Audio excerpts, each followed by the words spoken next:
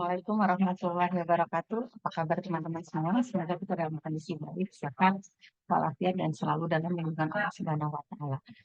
Baik, kali ini kita akan belajar tentang konsep rasa aman dan nyaman. Ya. Oke, setiap manusia pasti pernah merasakan rasa yang paling aman dan rasa yang paling tidak aman. Nah, kita akan belajar ya. Oke, definisi konsep rasa aman dan nyaman ini adalah sesuatu kebutuhan yang mendorong individu untuk memperoleh ketentraman, kepastian. Nah, ternyata kepastian ini memberikan rasa aman dan nyaman pada pasien dan keteraturan hidup secara teratur, ya, ketentuan-ketentuan secara teratur ini dari keadaan lingkungan yang mereka tempati. Dan menurut Maslow, Porter and Perry tahun 2006, ini adalah master referensi yang kita gunakan ya teman-teman ya. Nah, semua manusia memiliki kebutuhan pokok yang harus dipenuhi yang digambarkan ke dalam 5 tingkatan yang disebut dengan piramida Maslow. Ya. Sebelumnya mungkin kita sudah belajar seperti apa piramida Maslow. Nah, ternyata rasa aman dan nyaman ini bergantung pada piramida Maslow. Ya. Tidak mungkin rasa aman dan nyaman tercapai jika yang paling bawah, ya, kebutuhan yang paling bawah ini belum tercapai, gitu ya teman-teman. Nah, contoh yang akan kita bahas ini adalah di piramida kedua. Tidak mungkin rasa aman dan nyaman ini terpenuhi jika kebutuhan fisiologis belum tercapai. Apa saja sih kebutuhan fisiologis? Kan, minum, tidur, pakaian, tempat tinggal, ya, semua yang berhubungan dengan kebutuhan dasar manusia. Ya. Lalu kemudian barulah ketika sudah terpenuhi 100% fisiologi, maka rasa aman pun ini akan terpenuhi. Ya. Rasa aman seperti apa yang dimaksud di dalam piramida Maslow ini, yaitu keamanan, keteraturan, stabilitas. Nah, stabilitas ini baik dalam segi ekonomi, baik dalam segi mental, psikologi kita. Ya, jadi psikologi itu tidak ada yang membuat kita panik, tidak ada yang membuat kita galau, tidak ada yang membuat kita merasa terancam. Nah, ini baru muncullah rasa aman dan nyaman pada tahap kedua piramida Maslow. Ya. Nah, ketika rasa aman dan nyaman ini sudah terpenuhi, ya, maka kebutuhan sosial ini akan bisa tercapai. Ya.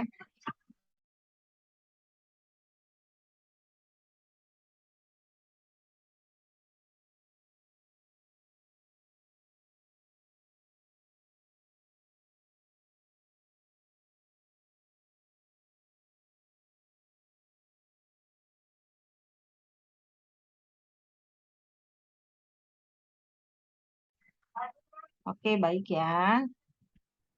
Sampai di sini cukup jelas ya teman-teman ya. Oke.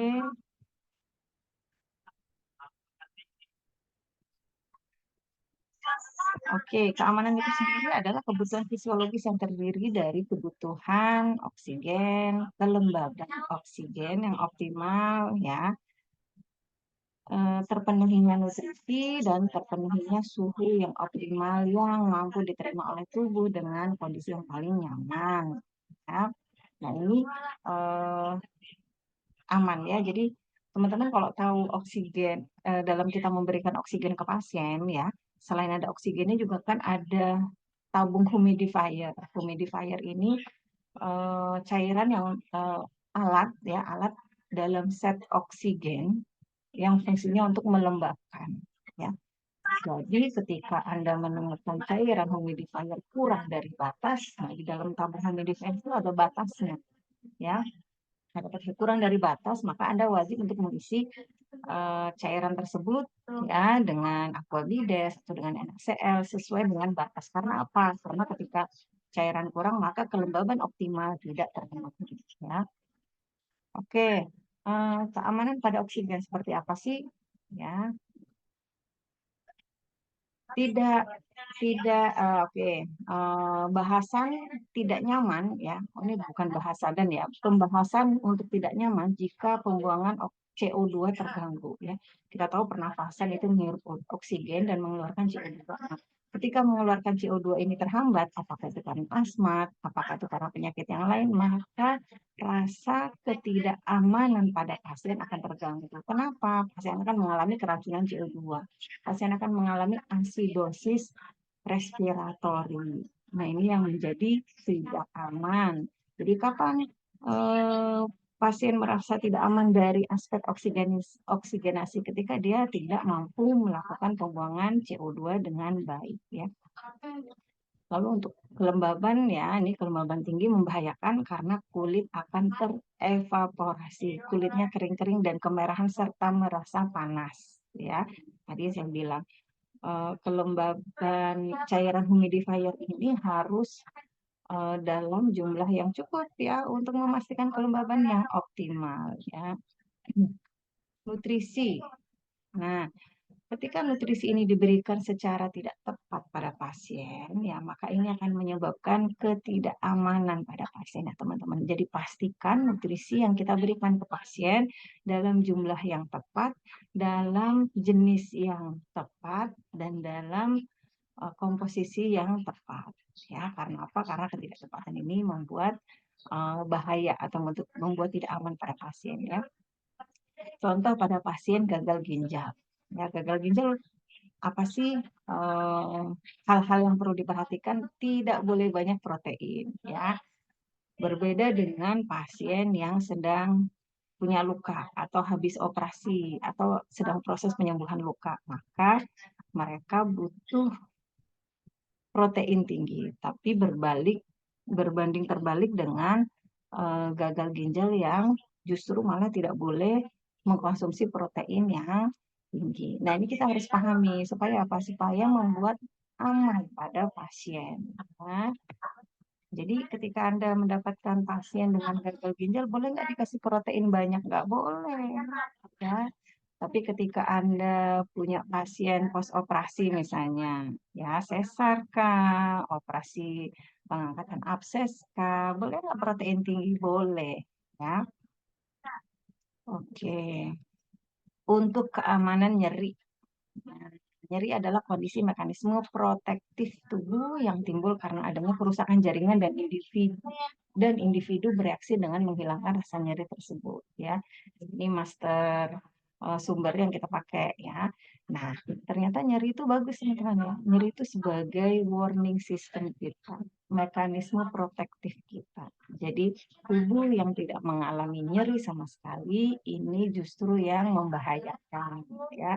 Kalau tahu kulitnya kebakar, kalau tahu rusak ya tanpa diawali dengan proses nyeri.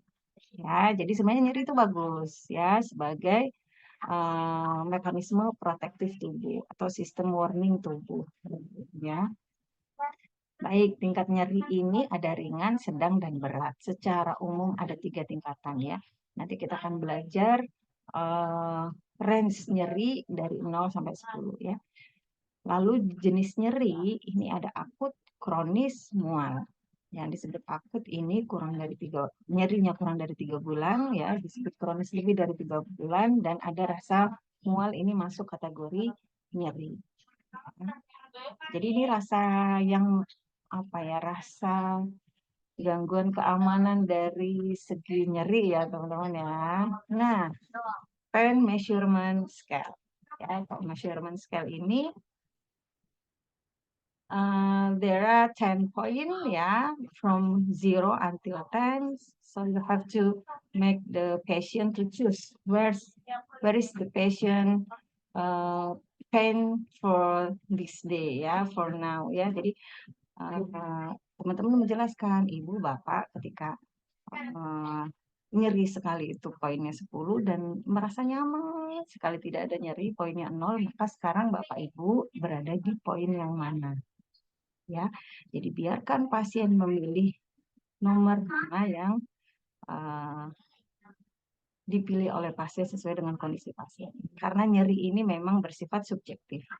Pain measurement scale ini adalah metode untuk mengobjektifkan nyeri yang bersifat subjektif.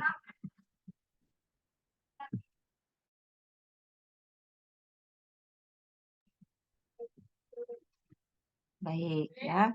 Nah, kalau tadi sebelumnya kita membahas tentang skala nyeri 3 ringan, sedang, berat ya. Di sini ada referensi lain nih teman-teman ya.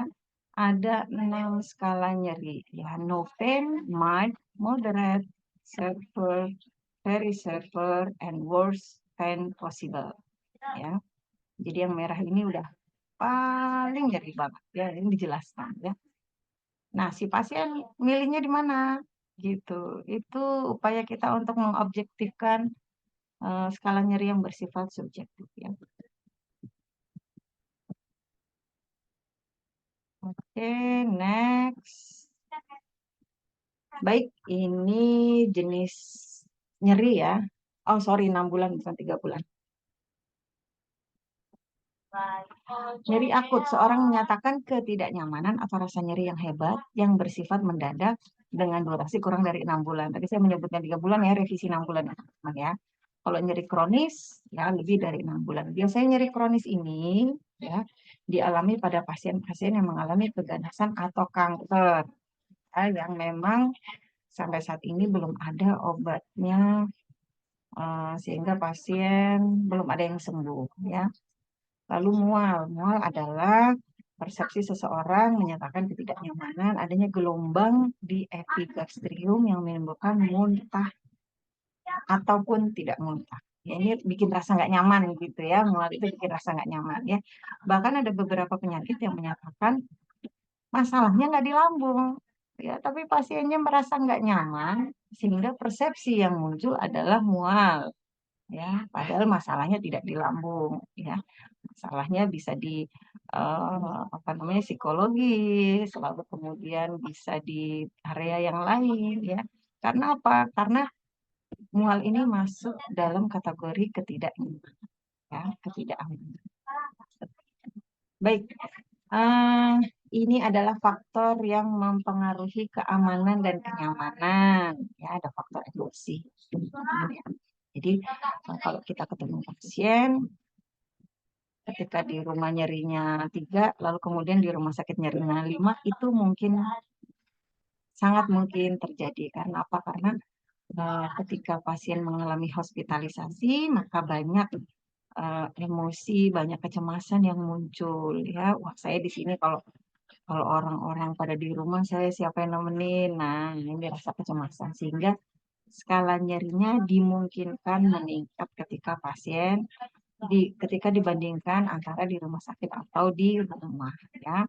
Nah, beberapa kondisi emosi yang bisa menyebabkan ketidakamanan dan ketidaknyamanan adalah kondisi kecemasan ya.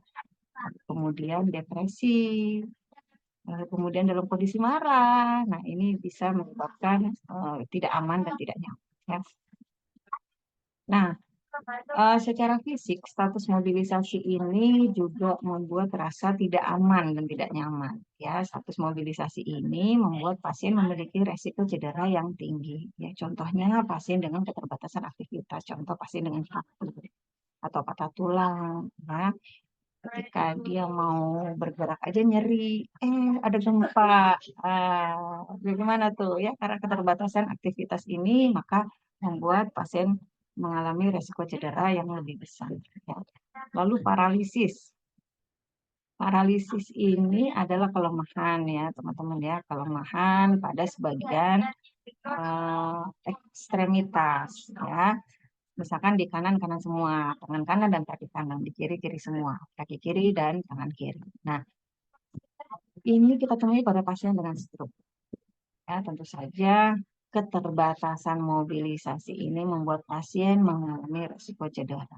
Maka dianjurkan pada keluarga yang memiliki pasien stroke harus punya lingkungan yang aman. Nah, pastikan lantai kamar mandi tidak licin. Pastikan ada pegangan tangan pada rute-rute yang sering dilalui oleh pasien. Ya, pastikan pencahayaan bagus sehingga tidak membuat pasien merasa pandangannya buram, lalu kemudian salah injek dan jatuh. Ya, hal ini juga terjadi pada pasien dengan kelemahan otot. Kelemahan otot ini bisa cedera otot, ya. Jadi bukan bukan hanya stroke aja ya. Kelemahan otot ini bisa cedera otot, kram otot, ya kondisi-kondisi yang menyatakan pada saat itu otot mengalami penurunan fungsional, penurunan kekuatan otot ya.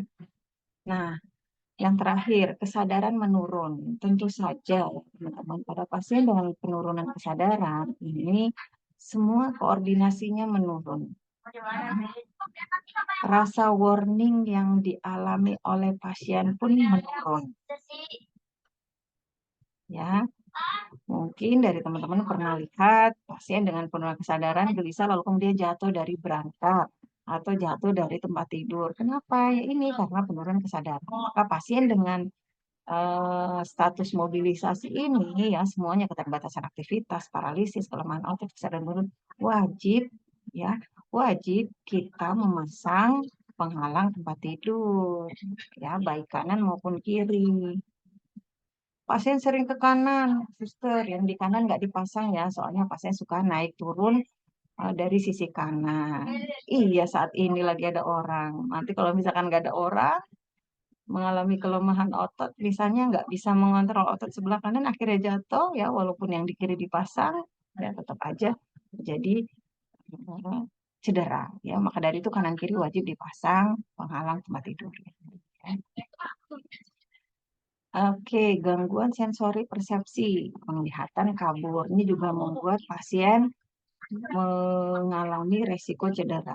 Ya, nggak lihat nih ada air menggenang, diinjak aja licin, taunya jatuh. Ya. Penciuman aroma terganggu, dia nggak tahu nih nyium bau apa-apa, ternyata ada bau gas ya, yang sangat membahayakan tubuh sehingga terhirup. Nah, sehingga terhirup gas CO2 itu ke dalam tubuh sehingga pasiennya mengalami keracunan CO2 atau asidosis respiratori. Perabaan terganggu atau yang kita sebut dengan baal. Ya, pada pasien-pasien DM nih biasanya kakinya baal, ya tidak terasa. Asal nginjek aja, tahu yang diinjek apa? Paku. Waduh, nggak aman banget itu ya. Jadi ketika apa namanya baal ya, pasien juga punya baal, maka harus menggunakan sendal atau sepatu kemana aja, ya baik ke kamar mandi maupun ke depan aja.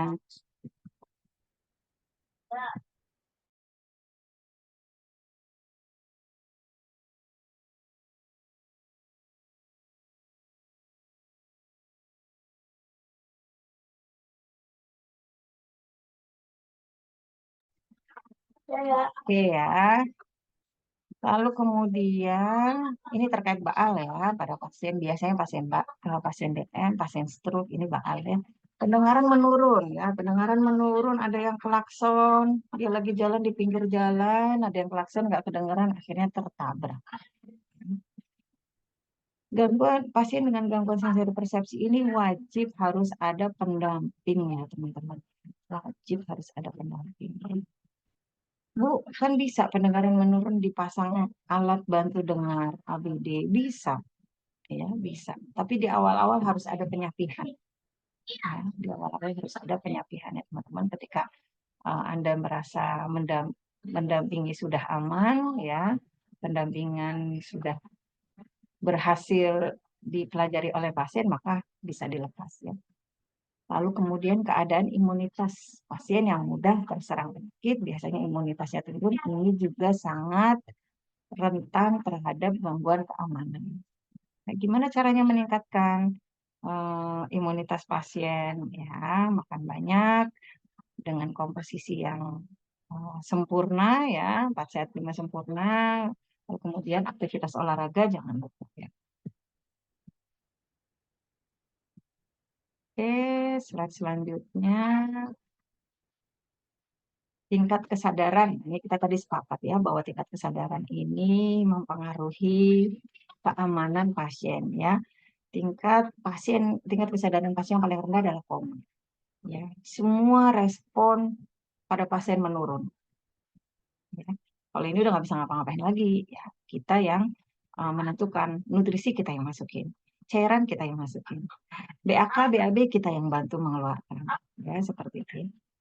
Lalu komunikasi pasien juga menurun pada pasien dengan tingkat kesadaran. Ya, kita kan punya pemeriksaan kesadaran GCS dengan 3 item yang dicek ya, motorik, verbal, dan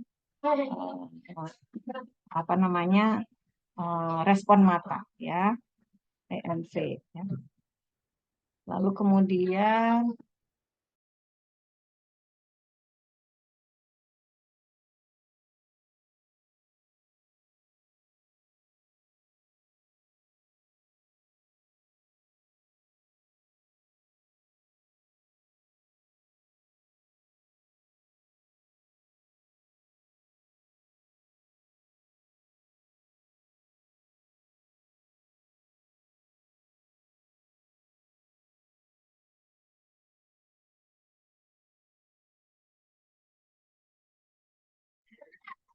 oke, penggunaan antibiotik yang tidak rasional ini sangat membahayakan bagi tubuh ya, tanpa disadari. Padahal masyarakat ini sangat apa ya namanya ya, ngelos lah ya, ngelos asal ada antibiotik, panas dikit asal ada antibiotik diminum ya. Nanti panasnya nurun, baru minum 3 tablet atau 3 kapsul dihentikan ya. Enak banget ya caranya begitu. Cara yang tidak bagus itu atau tidak rasional itu justru membuat tubuh menjadi resisten terhadap antibiotik. Ini sangat membahayakan tubuh. Kenapa ya? Ketika pasien sakit ya, maka ke depannya ketika pasien sakit, maka pasien akan resisten terhadap antibiotik yang tadi sebelumnya dikonsumsi tidak rasional. Sehingga akan mencari jenis antibiotik yang lain. Ya. Nah, kalau antibiotik yang lain juga pernah diperlakukan seperti itu, ya 3 kapsul, 3 tablet terus berhenti, ya resisten lagi. Antibiotik jenis ketiga juga diperlakukan seperti itu, ya. Jadi ini pasien dengan riwayat penggunaan antibiotik yang tidak rasional, ya. Seperti itu, maka coba Anda bayangkan ketika pasien ini mengalami sepsis. Maka tidak ada antibiotik yang cocok pada pasien dan ini sangat membahayakan tubuh pasien. Ya, jadi please, kita harus open mind terhadap penggunaan antibiotik yang bersifat rasional. Ya, teman-teman ya. Lalu status nutrisi. Di sini status nutrisi ini membahayakan tidak hanya dari kurang nutrisi saja, ya, tapi kelebihan nutrisi juga membahayakan pada tubuh. Ya, sehingga tubuh si jantung bekerja ekstra untuk memperdarahi berat badan yang berlebihan ini. Ya, jadi konsep gangguan nutrisi tidak hanya kurang nutrisi, tapi kelebihan nutrisi juga ya.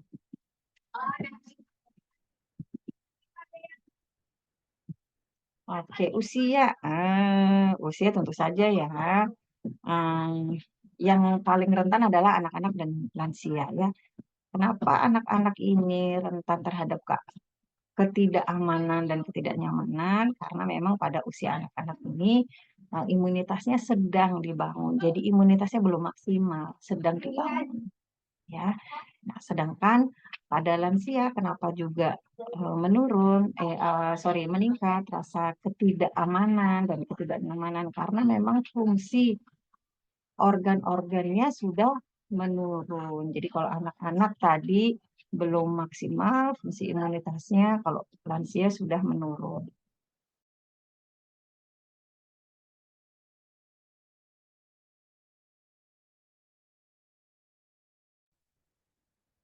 Ya, nah usia mana sih Bu yang rasa aman dan nyamannya maksimal pada kategori usia, yaitu pada usia remaja, remaja dan dewasa.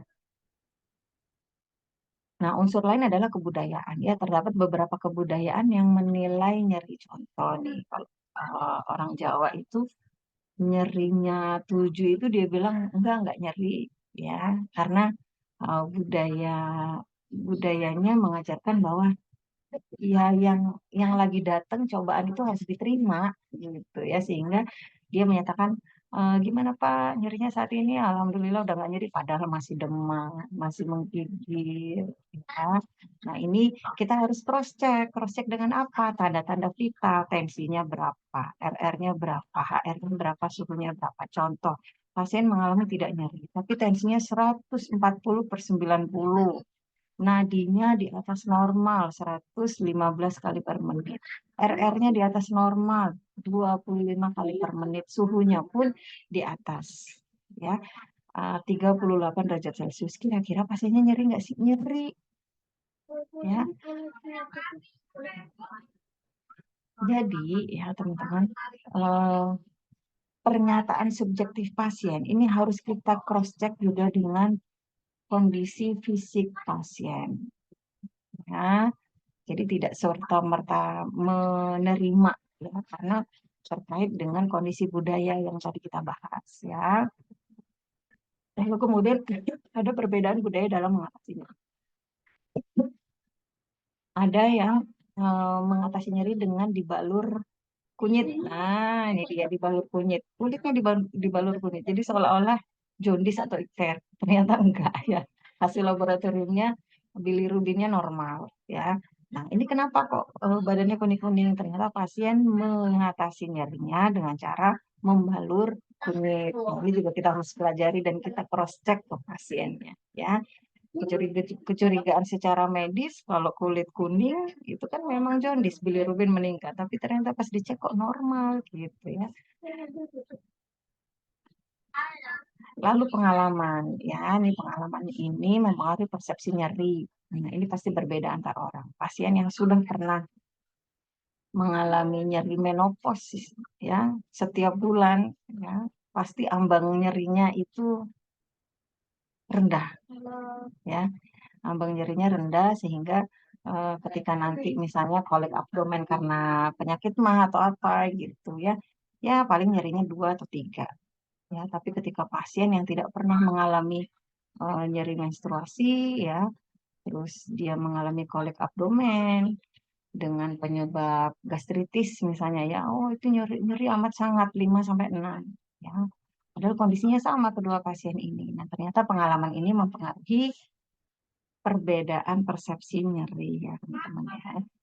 Terus kalau kayak gitu gimana Bu? Sekali lagi cross check dengan tanda-tanda vital ya. Oke, kita lanjut. Nah, faktor penyebab nyeri ada stimulasi mekanik ya, baik penekanan, pukulan ini yang menyebabkan nyeri. Ya, lalu stimulasi kimiawi H2O2, CO2 ya, lalu kemudian stimulasi termal suhu terlalu tinggi dan suhu terlalu rendah.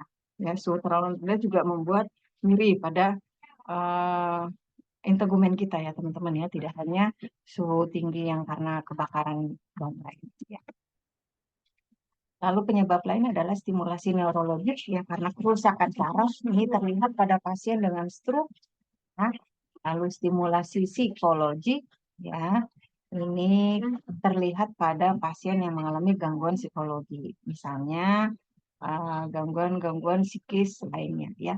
Stimulasi elektrik ya karena adanya aliran listrik. Nah, ini etiologi atau penyebab yang menyebabkan pasien nyeri. Baik, ini teman-teman klasifikasi nyeri ya. Nah, ini kita tanyakan ke pasien ya dengan uh, pertanyaan PQRS. Ya, ini berdasarkan kualitas nyeri. Seperti apa Bu nyerinya? Apakah seperti disayat ataukah seperti ditusuk? Ya. Lalu berdasarkan tempatnya di mana Bu nyerinya? Superficial atau di permukaan kulit saja?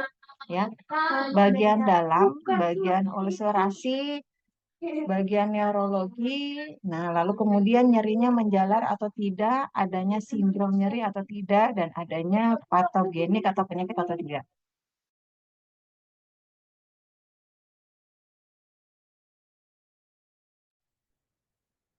Oke ya, patogenik ini kondisi-kondisi penyakit ya. Artinya kalau penyakitnya apa namanya lagi muncul ya, misalkan kanker ya, nah ini lagi sakit banget gitu ya. Oke, next. Berdasarkan serangan nyeri ada akut kronis tadi batasnya 6 bulan ya. Kalau akut kurang dari 6 bulan, kronis lebih dari 6 bulan ya. Lalu berdasarkan sifat nyeri timbul sewaktu-waktu ya. Kadang nyeri, kadang hilang, kadang nyeri, kadang hilang. Ini namanya timbul sewaktu-waktu atau intermittent ya. Lalu kemudian nyeri menetap, nyeri terus atau nyeri kambuh ya. Nyeri kambuh pada saat misalnya pasien terpapar oleh dingin. Nah, ini ya. Tapi kalau intermittent ini tidak terpapar oleh dingin, tidak terpapar oleh eh, suatu kondisi tertentu, tapi dia nyeri hilang ya. Bisa dipahami ya teman-teman ya. Nah, baik, kita identifikasi nyeri pada kasus berikut. Nah, yuk silakan di screenshot ya, di screenshot. Lalu kemudian Anda laporkan ya ke dalam kolom chat YouTube ini ya, pasien mengalami PQRS-nya seperti apa ya. Oke, ini kasus kedua ya. Jadi nanti teman-teman kasus ke satu skala nyerinya masuk apa, apakah akut, apakah kronis ya, muncul di mana ya, jenisnya apakah intermittent, menetap ya, atau kambuhan ya. Lalu ini kasus dua, Nyonya R ya, sama silakan di screenshot dulu, lalu Anda akan terapkan jawaban di kolom komentar ya. Oke, di kasus ketiga di screenshot. Oke, sudah. Oke, kasus keempat.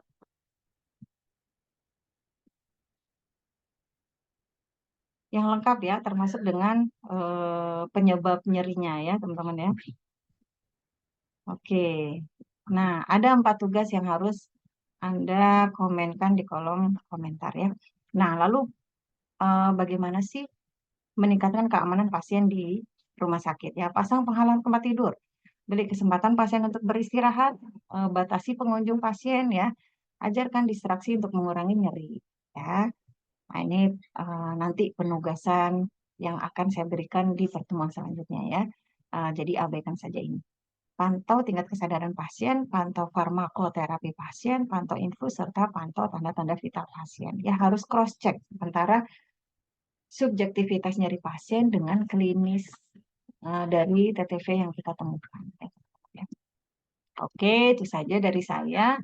Uh, saya tunggu jawaban 4 kasus ya. Bagaimana Anda mampu mengidentifikasi nyeri ya pada pasien ya, pada keempat kasus pasien ini, lalu kemudian kita akan buka sesi diskusi di room Zoom ya. Baik, itu saja dari saya. Terima kasih teman-teman. Semoga hari ini lebih baik dari hari kemarin ya. Tetap semangat, tetap belajar terus. Terima kasih. Wassalamualaikum warahmatullahi wabarakatuh.